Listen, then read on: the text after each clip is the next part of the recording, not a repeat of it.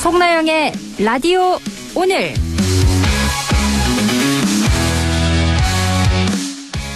여러분 안녕하십니까? 송나영입니다. 특검이 오늘 국민의힘 당사를 압수수색했습니다. 특검팀은 2023년 국민의힘 전당대회 당시 통일교 차원에서 교인들을 대거 당원으로 가입시킨 의혹을 확인하려는 조치입니다. 특검은 2022년 대선을 앞두고 교단 차원에서 윤석열 전 대통령 지지 방침을 공지하고 지역 조직 지원 명목으로 수천만 원을 전달한 정황도 포착한 걸로 전해졌습니다. 언제부터 우리 정치에 종교계가 이렇게 깊숙이 관여했던 걸까요?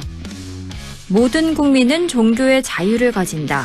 국교는 인정되지 않으며 종교와 정치는 분리된다. 헌법 제20조는 정교 분리 원칙을 분명히 규정하고 있습니다. 종교가 정치에 개입해서는 안 되겠고요. 정치인들 또한 종교의 힘을 정치로 끌어들이려 해서는 결코 안 되겠습니다. 안동문화방송 라디오 오늘 광고 듣고 시작합니다. 셰프 에드워드 리입니다. 나비엔과 매직이 만나 대한민국 주방이 화적해집니다. 초고화력 인덕션과 자동 연동되는 3D 에어후드, 미세 화력 조절까지 가능한 가스레인지와 스마트한 전기 오븐, 전자레인지까지 새로운 주방 시스템의 탄생. 나비엔 매직. 경동 나비엔. 당신에 대한 응원이 당신을 위한 지원이 될 수 있도록 신용보증재단이 당신을 보증합니다. 대출 고민도 뚝, 이자 부담도 뚝, 미래 걱정도 뚝. 신용보증재단 중앙회와 17개 신용보증재단이 함께하니까 든든하시죠? 함께 우뚝 신용보증재단. 트럭도 금호로 버스도 금호로 튼튼한 타이어 금호로 기억해요. 타이어는 금호 KTS로 프리미엄 보증까지 트럭버스 타이어는 금호 KTS로. 8월 13일 수요일 라디오 오늘입니다. 1부에서는 자동차에 필요한 귀한 정보 전해드립니다. 김필수의 차필 귀정 준비되어 있고요. 2부 이슈 오늘에서는 봉화교육지원청에서 한국과 베트남 연계에 관한 웹툰 자료를 개발했다는데요. 이 소식 들어봅니다. 이어서 각종 설문조사 결과를 가지고 우리 사회를 분석하는 시간이죠. 배종찬의 리서치 오늘 함께합니다. 라디오 오늘 유튜브로도 다시 들을 수 있거든요. 많은 애청 바랍니다.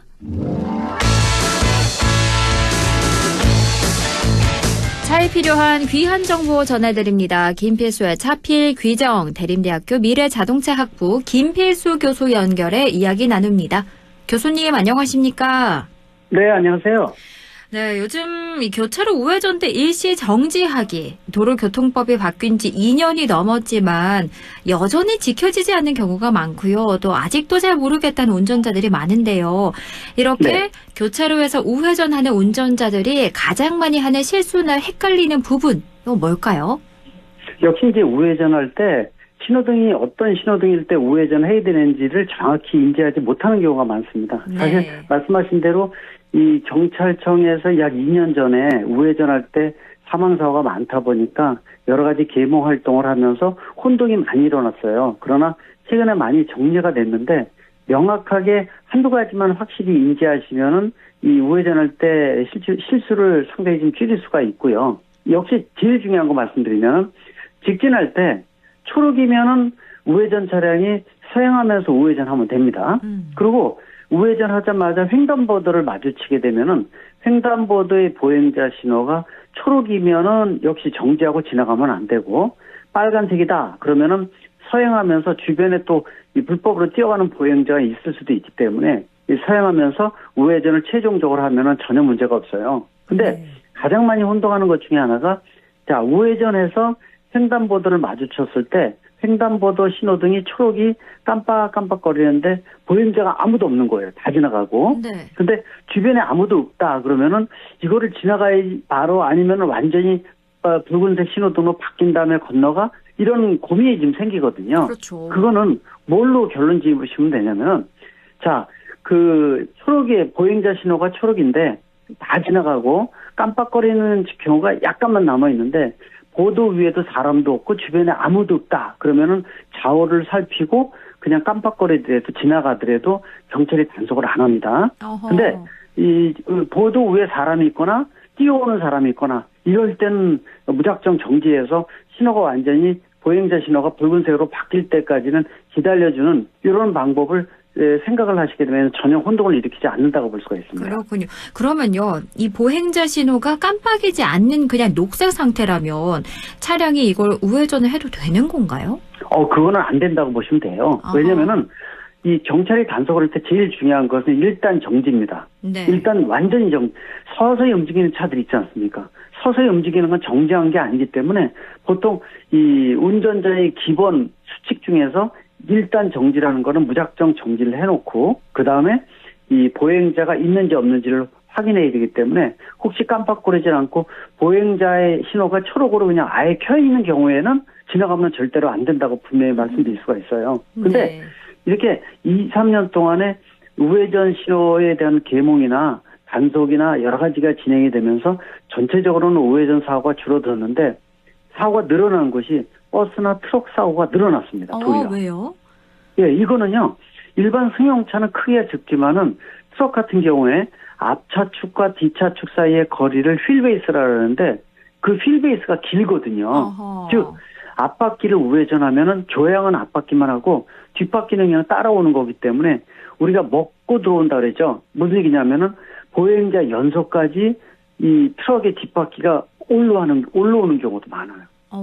그러다 보니까 이 보행자 보도의 그 경계석 쪽에 서 있던 사람이 이 트럭이나 이런 버스에 휩쓸려서 사망자가 1년에 몇 번이 발생을 했습니다. 그렇군요. 예, 그래서 이 버스나 트럭 운전자는 그렇게 이 휠베이스가 크기 때문에 이 연속으로 따라 올라온다는 걸 인지를 하고 더 크게 돌아서 뒷바퀴가 연속에 올라오지 않게끔 해주는 안전운전은 기본이고요. 제일 중요한 것은 또 보도 위에 있는 보행자가 이 연석 쪽, 경계석 쪽에 서 있으면 안 되고 네. 1m 뒤로 물러나 있어야 돼요. 근데 중요한 것은 일반 이 청소년 젊은 친구들이라든지 아니면은 뭐 전동 킥보드나 자전거 탄 친구들이 경계선에 서 있는 경우도 많이 있거든요. 그렇죠. 그래서 그 경우에 딸려 들어가면서 사고하는 경우가 여러 건 있기 때문에 무작정 1, 2m 뒤로 물러나 있어야 된다는 것을 분명히 하나 말씀드리고 또 한 가지는요. 얼마 전에 뭐 한 달도 안 됐습니다. 공공기관에서 연구한 결과 발표한 것이 있는데 네. 우회전 사고를 줄이는 방법 중에 한 가지는 보통 아까 우회전하고 횡단보도를 만난다고 말씀드렸는데 그 횡단보도를 좀 더 사거리에서 한 10m 정도 뒤로 미루는 겁니다. 더. 각각 네. 다 뒤로 미룹니다. 밀어놓게 되면은 우회전 차량이 횡단보도에 걸려서 서 있다 하더라도 뒤에 따라오던 직진 차선이 밀리지 않고 직진을 할 수가 있어서 이 우리가 교통 체증 같은 걸 방지할 수도 있고 사고도 줄일 수 있다는 것이죠. 따라서 이 횡단보도선을 사거리에서 한 5m, 10m 뒤로 미룬 각각 사거리마다요. 이렇게 해주게 되면은 사고의 비율도 분명히 줄일 수 있다고 보고 있습니다. 그렇군요. 그리고 이 우회전 전용 신호등을 설치하는 것도 사고 예방에 도움이 된다고 하던데 실제로 그런가요? 제일 중요합니다. 지금 말씀하신 대로 우회전 전용 신호등이 우회전 사고를 줄이는 가장 좋은 방법이에요. 무슨 얘기냐면은 우회전 전용 신호등은 일반 신호등하고 혼동하지 않게끔 멀리 떨어져 있는데 어디에 보통 있냐면은 우회전 차량이 잘 보이게끔 이 보행자용 그 신호등이 별도로 있지 않습니까? 네. 보행자용 신호등 밑에 우회전 차량이 그 하나의 등만 볼 수 있게끔 설치된 게 우회전 전용 신호등이에요. 따라서 그 등 하나가 초록으로 돼 있으면은 그냥 지나가면 되고요. 붉은색으로 돼 있으면은 그냥 정지하면 됩니다. 아까 그동안 여러 가지 말씀드렸던 내용 신경 안 써도요. 그냥 초록이면은 지나가고 붉은색이면은 지나가지 않으면은 사고가 전혀 발생도 안 하고 예방할 수가 있기 때문에 네. 우회전 전용 신호등을 전국적으로 확대하는 것이 가장 중요하고요. 그런 측면에서 좀 더 확산에 좀 노력을 했으면 하는 생각이 듭니다. 그런데 이게 결국은 다 돈 문제일 텐데 우회전 네. 전용 신호등을 설치하는 데는 어느 정도 드나요? 비용이 물론 이제 신호등 사거리마다 우회전을 할 때 거리의 특성이 있기 때문에 모두 다 우회전 전용 신호등을 설치할 필요는 없어요. 그리고 제가 이 우회전 전용 신호등은 경찰청이나 아니면은 자문을 해주면서 방송이나 칼럼에서도 한 5, 6년 전부터 굉장히 많이 얘기했던 거예요. 우회전 네. 사고를 줄이는 가장 좋은 방법이다라고 말씀드렸는데 최근에서야 우회전 전용 신호등의 효과가 가장 좋다는 것이 확인이 되면서 전국적으로 확대를 하고 있어요. 근데 지방마다 우회전 전용 신호등 확대한다는 얘기는 들었는데 전혀 보질 못하고 있다라는 얘기가 많습니다. 네. 그거는 말씀하신 대로 예산의 문제다 이렇게 또 생각할 수가 있는데 예산 문제보다 확산의 노력이 좀 더듬은 것이 아닌가 이런 생각이 들어요. 좀 더 노력을 해야 된다고 보고 있는데 왜냐면은 제가 예산 문제 나오면은 그런 얘기를 합니다. 국회에서 정책 토론을 할 때 우리나라가 2,600만 대가 등록돼 있는데요. 보통 이 범칙금이나 과태료 한두 번씩 낸 분들 많이 있지 않습니까? 네. 1년에 이런 비용이 모이는 금액이 얼마냐면 1조 원입니다. 1조 원. 1조나 돼요. 예. 그러니까 이제 교통 관련해서 범칙금이나 과태료 같은 벌금 이 계통이 1조 원이라는 건데 그 1조 원이 일반 회계로 돼 있어요. 어허. 그러다 보니까 일반 회계라는 얘기는 해당되는 전용에다 쓰는 게 아니라 딴 쪽에서도 그 비용 1조 원을 잘라서 끌어갈 수 있다는 겁니다. 네. 그래서 선진국 같은 경우에는 이런 비용은 해당되는 교통안전 인프라라든지 사고가 생겼을 때의 어떤 대책, 홍보나 캠페인 비용 이런 걸로 쓸 수가 있는데 말씀드리는 우회전 전용 신호등의 비용에 들어가는 비용은 그렇게 크지 않습니다. 1조 원의 돈이 있다 보니까 네. 그래서 그런 측면에서 확인도 됐고 우회전 전용 신호등을 설치할 수 있는 곳은 좀 많이 설치해서 이 사고를 줄이고 사망자를 확실히 줄일 수 있는 아까 말씀드린 대로 버스나 트럭도 우회전 전용 신호등이 있으면은 확연하게 줄일 수가 있습니다. 대신 아까 말씀드린 보행자가 이 경계석 쪽에 있지 말고요. 전동 킥보드나 자전거도 1, 2m 뒤로 미루게끔 요새 그래서 이 안전봉을 박은 경우도 있어요. 네. 1m 정도 뒤에요. 그 뒤에 서 있게끔 만들어 놓은 거니까 그런 것도 좀 유심히 신경 쓰시면 좋을 것 같습니다. 그렇군요. 그런데 저는 이 우회전 전용 신호등을 한 번도 본 적이 없단 말이죠. 이게 앞으로 네. 더 설치가 될까요? 어떻게 전망하십니까? 많이 설치될 겁니다. 아, 그리고 네. 많이 늘어나기는 하고 있어요. 근데 그게 좀 너무 느리다 이런 것도 있고 뭐 예산 문제에 대해서는 아까 말씀드린 대로 그 예산 핑계는 되긴 어렵죠. 이거는 경찰청에서 쓰고 싶어도 예산을 안 줘서 그런 건데 이게 기재부의 기획재정부에서 예산 편성을 일반 회계로 해놓고 잘라먹지 말고 풍부하게 조이돼요. 경찰청에다가. 네. 그래서 이런 교통안전 인프라를 확연하게 줄일 수 있는 방법이 중요하고 또 한 가지 첨부한다면은 요새 회전 교차로가 많이 늘어나고 있거든요. 회전 교차로가 제주도에서 많이 보셨을 텐데 이게 육지 쪽 지방에서 이 신호등 설치하는 것보다 이 교통량이 적은 경우에는 회전 교차로를 설치하게 되면은 정지하지도 않고 훨씬 더 이 장점이 커서 설치를 하는데 중요한 거는요. 진입한 차량이 우선이라는 걸 꼭 알아두시면 좋을 것 같아요. 네. 그러니까 내가 진입하기 전에 우회전 전용 회전 교차로에 진입해서 이미 돌고 있다. 그러면은 그 차가 지나간 다음에 내가 끼어 들어가는 거지. 끼어 들어가다 접촉 사고 나면은 100%는 아니어도 8, 90%는 들어간 사람이 책임을 진다는 것도 꼭 알아두시면 좋을 것 같습니다. 네. 앞으로 이 우회전 전용 신호등이 더 많이 설치되길 기대해 보겠고요. 그리고 마지막으로 운전자들이 교차로에서 우회전을 할 때 반드시 기억해야 할 점들, 가장 중요한 점들 마지막으로 당부해 주실까요? 제일 중요한 부분들은 혹시 이 우회전할 때 경계석 쪽에 자전거나 이 전동 킥보드가 서 있는 경우가 많이 있습니다. 이거를 이렇게 유심히 좀 살피시는 게 중요할 것 같아요. 특히 네. 일반 승용차도 그렇지만 버스나 트럭 운전자분들이 좀 더 안전운전에 대한 인식을 좀 높여서 이 절대로 1년에 우회전 사망사고가 단 한 건도 발생하지 않았으면 하는 생각이 듭니다. 네. 이렇게 오늘은 교차로에서 우회전할 때 주의해야 하는 점들 쭉 살펴봤습니다. 지금까지 김필수의 차필 귀정 대림대학교 미래자동차학부 김필수 교수와 이야기 나눴습니다. 오늘 말씀 잘 들었습니다. 고맙습니다. 네, 감사합니다. 라디오 오늘 2부에서 뵙겠습니다.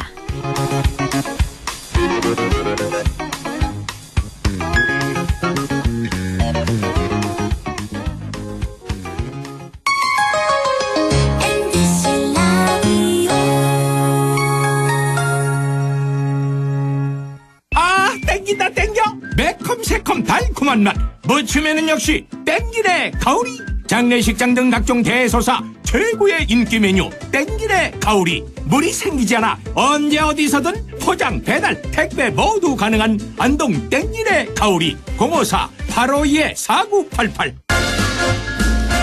가구 고민 해결. 올여름 단 4일간의 가구 대축제. 8월 21일부터 24일까지 대구 엑스코에서 열리는 대구 가구쇼. 최신 가구 트렌드와 감각적인 가구가 한자리에 모입니다. 당신의 집 달라질 준비 되셨나요? 지금 바로 검색하세요. 대구 가구쇼. 예, 며느라. 밥 했어? 설거지 했어? 쓰레기 버렸어? 청소했어? 빨래했어? 개밥 줬어? 아들 낳았어? 딸 낳았어? 아무것도 안 하고 싶다.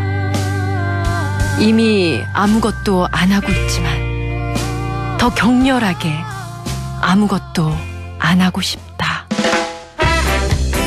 지금은 그냥 라디오만 듣고 싶다. MBC 라디오. MBC 라디오. 라디오 청취자 10명 중 4명이 듣는 방송. 국가대표 라디오 MBC 라디오. 오늘도 안전하게 음주운전 예방수칙 알려드립니다. 첫 번째, 술자리가 예정된 경우 미리 귀가 방법을 정하고 차는 가져가지 않는 것이 안전합니다. 두 번째, 음주 후 자전거나 전동 킥보드를 이용하는 것도 음주운전 처벌 대상에 포함됩니다. 세 번째, 과음을 한 다음 날에는 대중교통을 이용해주세요. 숙취 음주운전 역시 처벌 대상입니다. 네 번째, 음주운전을 방조하는 경우에도 3년 이하의 징역형 또는 1,000만 원 이하의 벌금형에 처해질 수 있습니다. 적극적으로 말려주세요. 위험한 음주운전 미리 예방하여 소중한 생명을 지켜주세요.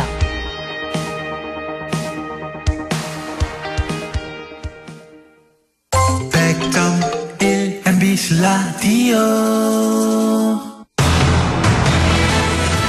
6시 22분 9초 지나고 있네요. 이슈 오늘입니다.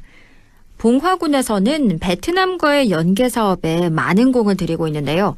최근 봉화군 교육지원청에서도 베트남과의 우정을 담은 웹툰 자료를 개발했다고 합니다. 봉화교육지원청 이상진 교육지원 과장과 함께 자세한 이야기 나눠봅니다. 과장님 안녕하십니까? 안녕하십니까. 봉화교육지원청 교육지원과장 이상진입니다. 네, 봉화군은 K 베트남밸리 조성 사업에 정말 심혈을 기울이고 있습니다. 봉화교육지원청에서도 다양한 노력을 함께하고 있는데요. 최근에는 한국과 베트남의 우정을 담은 웹툰이 개발됐는데 이건 어떻게 기획하게 된 건가요? 네, 봉화군은 저출산 고령화로 인구는 줄고 있지만 등록 외국인 수는 꾸준히 늘고 있고요. 네. 특히 베트남 출신이 가장 많은 비중을 차지하고 있습니다. 봉화에는 또 국내 유일의 베트남 리왕조 유적인 충효당이 있고 현재는 국가 차원의 K 베트남밸리 조성 사업도 추진 중입니다. 네. 그래서 우리 봉화교육지원청에서도 이런 변화에 맞춰 다양한 배경을 가진 이주민들과 함께 살아가는 공존사회 기반 조성 및 공존 이해 교육 과정을 구성하고 우리 지역의 학생들을 위한 지역 학습 자료와 한국 베트남 문화교육 콘텐츠를 개발하고 있는데요. 이번에 만드는 웹툰도 그런 취지에서 기획된 것입니다. 그렇군요. 시간을 넘은 등불의 우정이 이 웹툰의 제목인데요. 어떤 내용을 담고 있는지 간략하게 소개를 해주실까요? 네.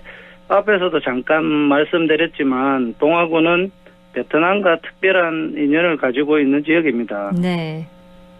고려시대에 베트남 리왕조의 후손들이 실제로 고려에 정착해서 살았고요. 그 후손 중 한 분인 이용상 장군께서는 몽골의 진입에 맞서 싸우는데 큰 역할을 하셨습니다. 네. 그 공을 인정받아 고려 항실로부터 화산이씨라는 성을 하사받은 역사적인 배경이 있습니다. 이런 감동적인 이야기를 담아서 만든 게 바로 웹툰 시간을 넘은 등불의 우정입니다. 총 5화로 구성되어 있는데요. 네. 1화는 용의 성천, 2화는 이용상 전설의 시작, 3화는 하산이씨 그들이 온다, 4화는 이상발 충효당의 주인, 그리고 마지막 5화는 또 다른 시작 K 베트남 밸리로 이어집니다. 그렇군요. 그런데 이게 한국어와 베트남어 버전이 함께 제작됐다는데 지역 학생들이나 베트남 이주민들의 반응은 어떤가요? 네. 작년에 한국어 버전에 이어 올해는 베트남어 버전의 웹툰도 제작했는데요. 네. 우리 교육지원청 누리집과 여러 매체를 통해 지금 홍보를 하고 있어요. 근데 관내 학생들과 지역 주민들의 관심이 높아지고 있습니다. 특히 베트남어 버전은 봉화군의 협조로 베트남 출신 이주민들과 계절 근로자들에게도 제공되고 있습니다. 웹툰이 재미있고 또 한국과 베트남의 인연을 소개해서 더 흥미롭고 심지어는 베트남에 있는 가족에게도 이렇게 공유했다는 반응도 있어서 앞으로 더 많은 관심을 가질 거라고 기대하고 있습니다. 네, 특히나 모국어로 제작이 됐으니까 더 관심이 가져질 것 같은데요. 또 지난달에는 한국과 베트남 청소년 동행 캠프가 열렸습니다. 이 캠프가 열린 배경과 또 참가자들 반응도 궁금한데요. 네. 우리 경상북도 교육청에서는 직업계고에 해외 우수 유학생을 유치해서 글로벌 직업 교육 기회를 넓히고 지방 소멸 문제 해소와 교육 경쟁력 강화를 위해 힘쓰고 있는데요. 네. 우리 청에서도 이와 연계해 베트남 우수 유학생들을 초청해서 관내 고등학생들과 함께 한국 베트남 청소년 동행 캠프를 1박 2일간 진행했는데요. 강복 80주년을 맞아 양국의 역사와 문화를 함께 배우고 교류하며 우정을 쌓는 아주 뜻깊은 시간이었습니다. 특히 베트남 리왕주의적인 충효당을 함께 방문한 순간은 매우 인상 깊었고요. 비록 언어적인 소통에 어려움은 있었지만 다양한 활동을 통해서 학생들이 진심으로 마음을 나누었고 특히 베트남 부모님과의 영상통화나 장기자랑 시간은 정말 반응이 뜨겁습니다. 네. 저도 이 캠프에 함께 했었는데요. 네. 학생들이 서로 휴대전화번호를 교환하면서 헤어짐을 아쉬워하던 그 모습이 아직도 기억에 남습니다. 그렇군요. 이렇게 한국과 베트남 청소년 동행 캠프 활동이 학생들의 다문화 감수성과 또 세계 시민 의식에도 좋은 영향을 미쳤을 것 같은데요. 어떻게 평가하시나요? 네, 맞습니다. 이번 캠프는 단순히 서로 교류하고 끝난 자리가 아니라 학생들이 세계 시민으로서 서로 다른 문화를 이해하고 존중하는 태도를 배우는 정말 좋은 기회가 되었어요.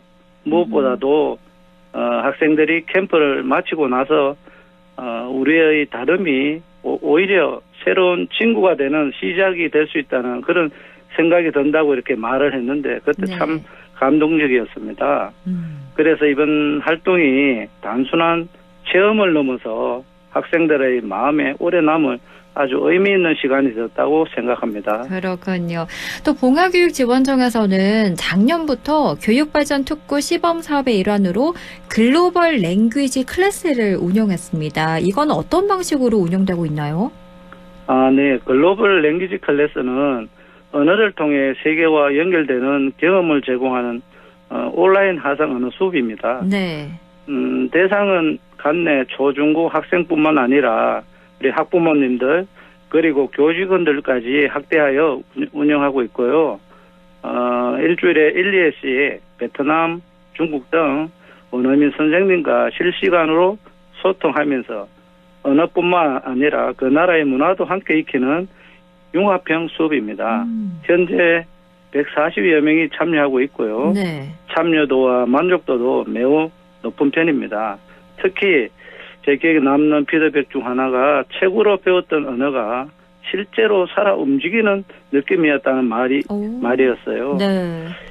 이렇게 농산어촌 지역에서도 PC나 모바일만 있으면 언제 어디서든 세계와 연결될 수 있다는 가능성을 보여줬다는 점에서 의미가 매우 크다고 생각합니다.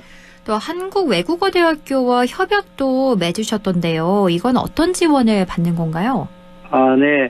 작년에 한국외국어대학교 베트남 의과와 업무 협약을 맺고 긴밀한 협업을 지금 이어오고 있는데요. 네. 한국외국어대에서는 전문 인력도 지원해주고 교육 콘텐츠 개발에 대한 어떤 자문도 해주시고요. 또 원어민 강사와의 연계 같은 어떤 실질적인 도움도 주고 있습니다. 사실 이런 대학과의 협업은 그냥 일회성에 끝나는 게 아니라 지속 가능한 글로벌 교육 생태계를 만들어가는 데 있어서 정말 중요한 부분이라고 생각합니다. 그렇죠. 이렇게 한국 외대로부터도 함께 지원을 받고 있는데 이 봉화교육지원청은 지난해부터 교육특구 사업을 통해서 다문화 교육 활동을 전개하고 교육부 장관 표창까지 받았습니다. 네. 봉화가 이주 사회에 대비한 교육 환경 조성의 성공 사례로도 주목받고 있는데 앞으로의 계획, 비전 이런 것도 들어볼까요? 네. 우리 봉화교육지원청은 지역 인재 양성으로 살기 좋은 글로컬 이주사회를 비전으로 이주사회에 대비한 모두를 위한 교육 환경 조성에 힘쓰고 있습니다. 특히 초중학교 대상으로 공존이해 교육 자료를 현재 개발 중에 있고요. 국립백두대간 수목원, 국립청소년 미래환경센터 등 우리 지역의 유관기관과 연계해서 봉화 생태 문화 시드볼트 구축 사업도 추진 중이랍니다. 네. 또 농어촌 우리 동네 예술학교 프로그램 운영, 또 봉화 출신 호국영웅, 지용호 총경을 비롯한 우리 지역의 위인들을 찾아서 웹툰으로 제작할 계획입니다. 그리고 특히 다가오는 10월에는 2025 봉화교육 한마당이라는 아주 큰 행사를 준비하고 있어요. 네. 이 행사는 학생들이 장애융합 교육 체험도 하고 다양한 진로와 직업 교육도 직접 경험할 수 있는 좋은 기회가 될 것입니다. 이날 많은 분들이 오셔서 함께 즐기고 응원해 주시면 정말 감사하겠습니다. 네. 마지막으로 우리 봉화교육지원청 유튜브 채널도 개설하여 운영하고 있습니다. 네. 특히 MZ세대에 맞춰 소처 중심으로 매주 다양한 콘텐츠를 업로드하고 있으니 많은 관심과 함께 구독, 좋아요도 부탁드립니다. 우리 교육청에서는 앞으로 따뜻한 경북교육, 세계교육 표준으로를 실현하기 위해 최선을 다하겠습니다. 감사합니다. 네, 오늘 10월에 열리는 2025 봉화교육 한마당에도 많은 분들의 관심과 참여 부탁드리고요. 또 말씀해 주셨다시피 유튜브 채널도 열려 있으니까요. 구독과 함께 좋아요도 부탁드린다 이렇게 말씀해 주셨습니다. 지금까지 봉화교육지원청 이상진 교육지원과장과 이야기 나눴습니다. 오늘 말씀 잘 들었습니다. 고맙습니다. 네, 감사합니다. 라디오 오늘에서는 청취자 여러분의 참여를 기다리고 있습니다. 우리 지역에서 발생한 사건 사고 소식이나 함께 토론하고 싶은 내용을 안동 MBC 홈페이지 라디오 오늘 게시판에 올려주시기 바랍니다. 전화와 문자 참여도 하실 수 있습니다. 전화는 851국에 7191번, 문자는 샵 0913번으로 보내주시면 됩니다. 문자는 단문 50원, 장문 100원의 정보 이용료가 있습니다. 여러분의 많은 참여 바랍니다.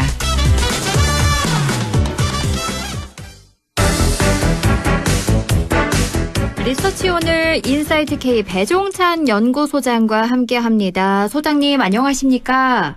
안녕하십니까. 배종찬입니다. 네, 김건희 여사가 오늘 구속됐습니다. 헌정사상 초유의 전직 대통령 부부가 동시에 구속됐는데 일단 먼저 이 구속의 가장 큰 사유는 어떤 걸까요?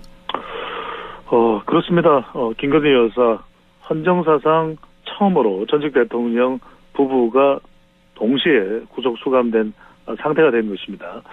김건희 여사와 관련된 부분은 김건희 특검을 통해서 소환 조사가 한 차례 진행이 됐고요. 그 이후에 바로 구속영장을 청구해서 어제입니다. 어제 4시간의 영장 실질심사가 있었고 대체로 이제 실질심사가 긴 경우가 많은데 뭐 8시간, 9시간도 많습니다. 물론 짧은 경우도 있긴 합니다만 한 4시간 만에 종료된 걸 보면은 그듭 김건희 여사는 혐의를 부인했을 테고 그 부분에 대해서 가장 크게 이유로 삼은 것은 구속될 때 조건은 3가지입니다.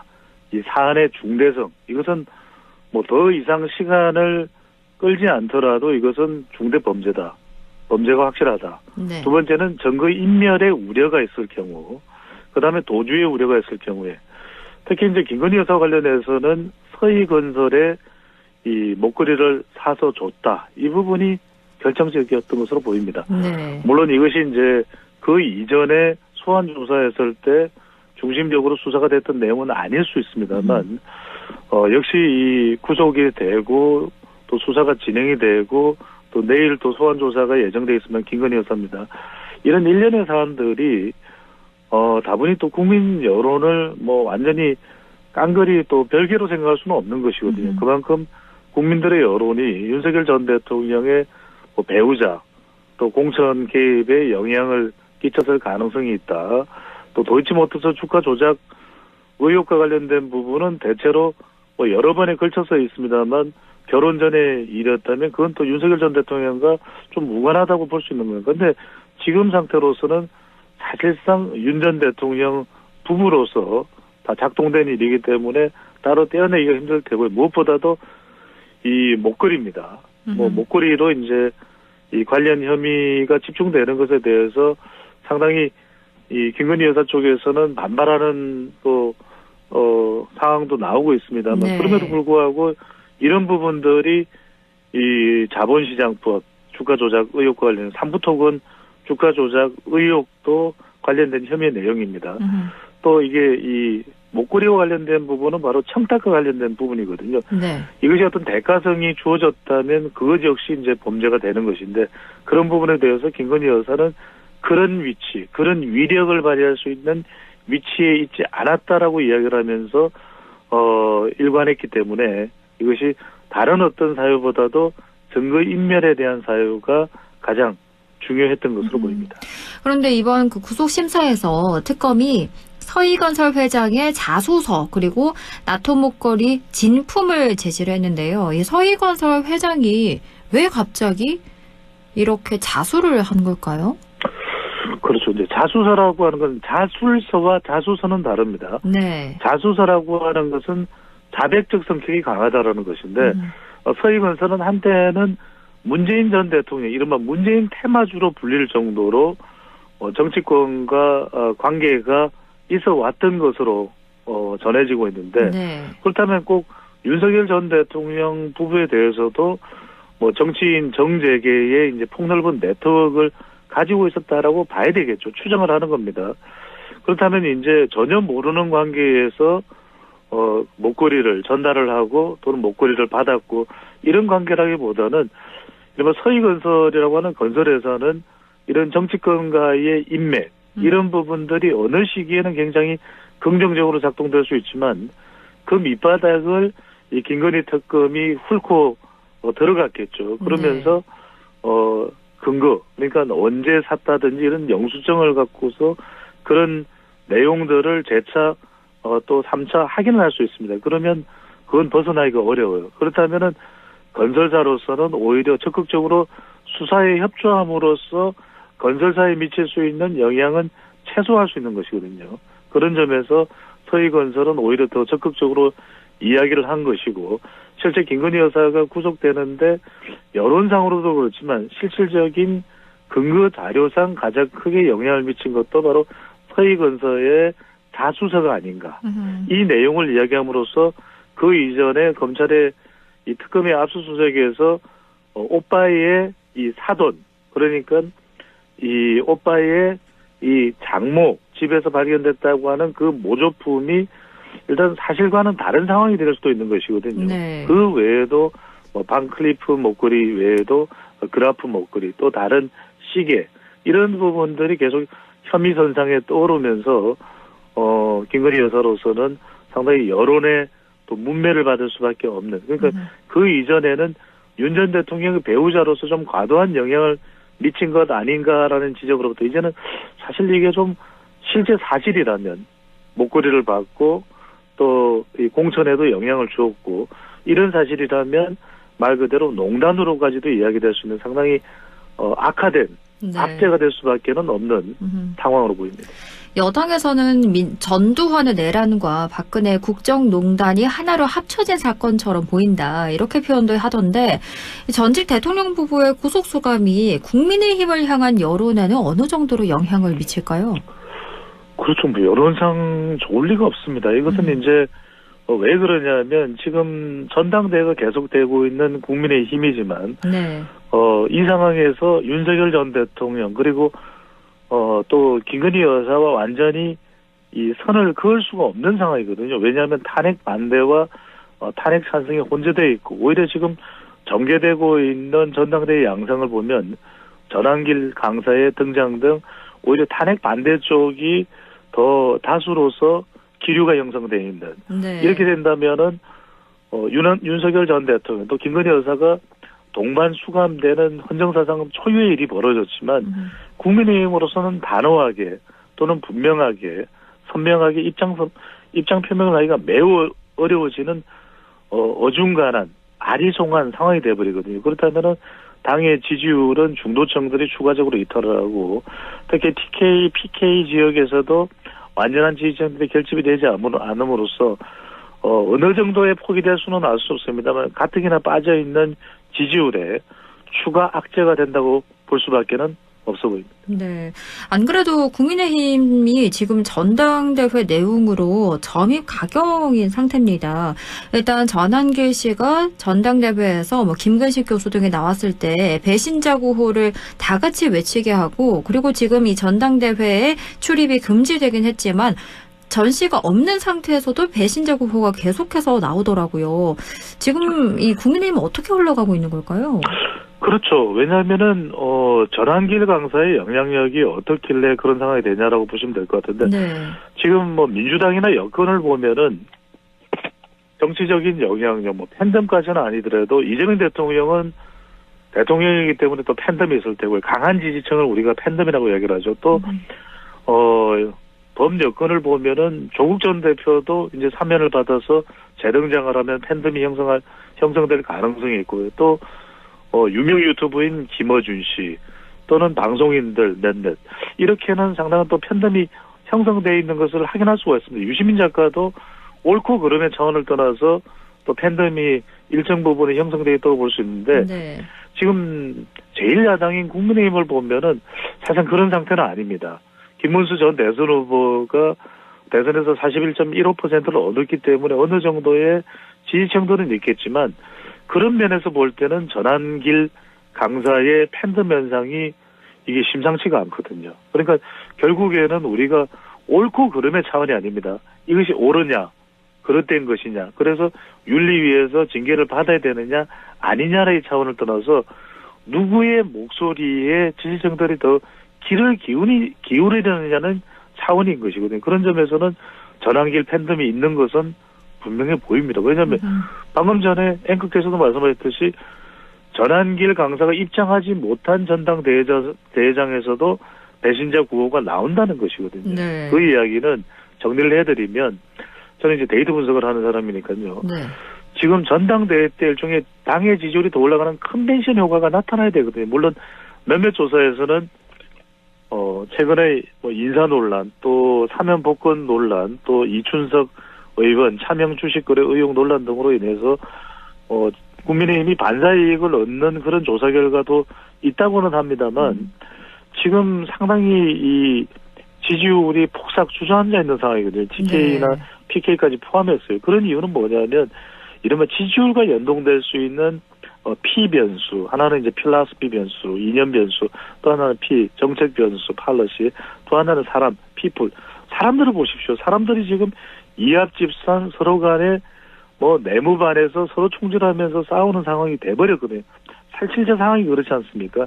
그러다 보니까 지지율이 응집돼서도 올라가지 못하고 오히려 이탈청들이 발생하면서 지지율은 더 꺼져버리는 그런 조사 결과들이 속속 나오고 있거든요. 그렇다면 여기에 보면은 중요한 것이 탄핵 반대냐, 탄핵 찬성이냐, 또는 윤의개인이냐 아니냐, 또는 부정선거 의혹이 맞느냐 안 맞느냐 답이 나올 수가 없어요. 그래서 이것 자체에서 오히려 당이 중재를 하거나 지금 대표 후보로 나가 있는 사람들이 전체를 다 끌어안을 수 있는 카리스마가 있는 것이 아니라면 오히려 당 외에서 물론 당으로 입당을 했지만은 전환길 강사가 오히려 더 큰 목소리를 내고 있기 때문에 당분간 이 전환길로 도배되는 상황을 벗어나기는 헤어나기는 어려워 보입니다. 그렇게 보시는군요.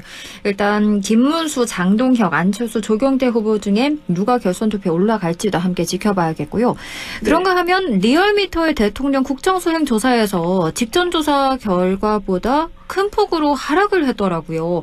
어떤 그렇습니다. 이유가 있을까요? 네, 가장 큰 이유는 사람의 문제인 것이죠. 아까도 말씀드렸듯이 대통령의 지지율을 분석할 때도 세 가지 변수, 우리 청취자분들은 이 세 가지 변수를 꼭 기억을 하시면 돼요. 그 세 가지의 P 변수입니다. 제가 네. S 변수를 소개를 해야 되고 A 변수를 소개해드릴 때도 있는데 너무 복잡해지면 안 되니까요. 네. 일단은 P 변수를 기억해 두시면 P는 필라스피, 철학, 그 다음에 팔러시, 정책, 얼마나 또 민생 소비 쿠폰이 한참 정점에 오르던 한 2, 3주 전에는 그게 또 지지율을 올리는 결인차가 됐거든요. 네. 지금은 중요한 건 사람입니다. 더군다나 이제 내부에서 노이즈를, 소음을 만들어내지 않는 그런 단속과 정리가 돼야 되는데 지금 벌써 지난주에는 이춘석이었죠. 네. 이번 주는 조국, 윤미향이죠. 그러니까 대통령의 지지율이 이러면서 타격을 받는 것이 소리가 들리지 않습니까? 저도 이제 데이터 분석을 오래 하다 보니까 그런 소리까지도 들리는 듯한데요. 네. 리얼미터가 조사한 내용입니다. 오늘 소개해드리는 모든 조사는 중앙선거여론조사 심의위원회 홈페이지에서 확인 가능합니다.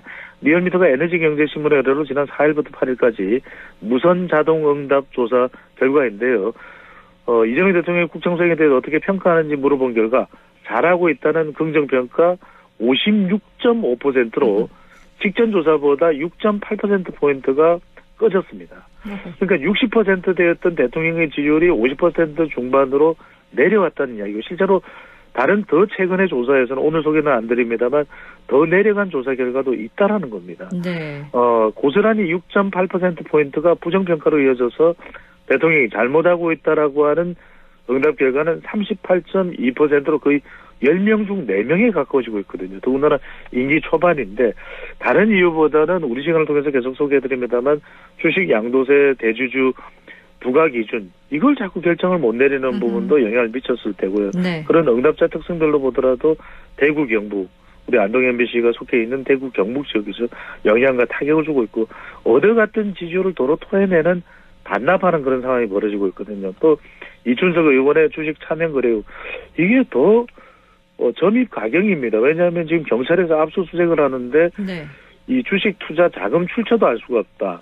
압수수색 당시에 이 보좌관인 차씨 이름이 적힌 죄송합니다.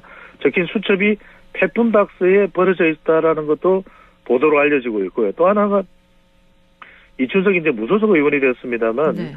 바로 이해 충돌 소지가 있다라는 것이 이 차명으로 거래 혐의를 받고 있는 부분에 대해서 그 거래 종목이 뭐였냐면 네이버, 그 다음에 LG, CNS, 또 카카오페이. 바로 본인이 경제이익분과장, 국정기획위원회 경제이익분과장으로 있었던 그 AI와 관련된 것이거든요. 근데 네.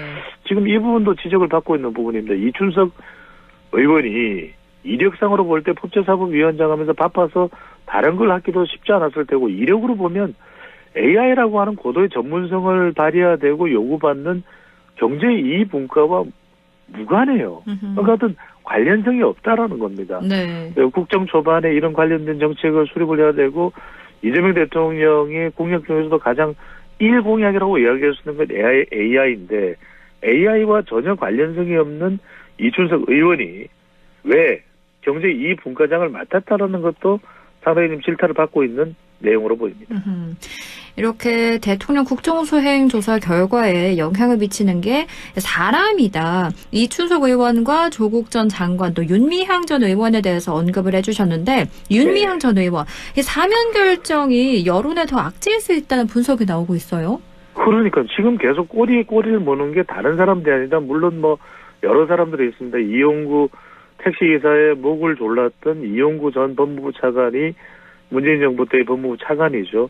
네. 이 복권 사면이 된 것도 사면 복권된 것도 도무지 이해가 안 간다라고 납득이 안 간다라고 하는 또 여론이 상당히 또 형성되고 있는데 네.